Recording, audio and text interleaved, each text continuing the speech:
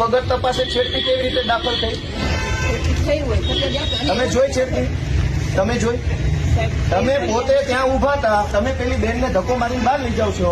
એ તો સાહેબ, એ તો પછી હું આવી હતી, એ પેલા તો બનાવ બન્યો. તમે છેડતી જોઈ? ત્યાં છેડતી કરવા ગયા હતા લોકો? બનાવ બની ગયો. હું શું કહું, છેડતી કરવા ગયા હતા ત્યાં? એ છેડતી કેન્દ્ર છે?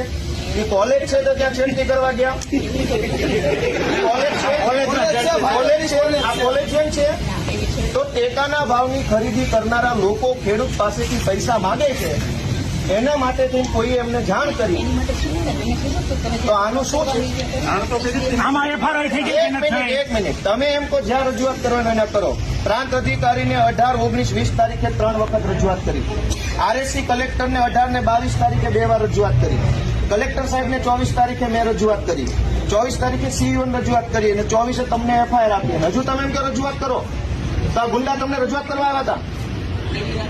બેન, ભગવાનથી ડરો, ભગવાનથી ડરો. તો ધીમે એટલે પણ હું કઈ ખાઈ ગયો? તમે અમને કોઈ ખોટા આરોપ મૂકો. બેન, તમે છેડતીનો આરોપ કેવી રીતે લગાવ્યો ના ઉપર? હાલો, પગે લાગુ. લો, છેડતીનો આરોપ કેવી રીતે કર્યો? કેવી રીતે છેડતી કરી હમણે? નહીં, કેવી રીતે છેડતી કરી હમણે?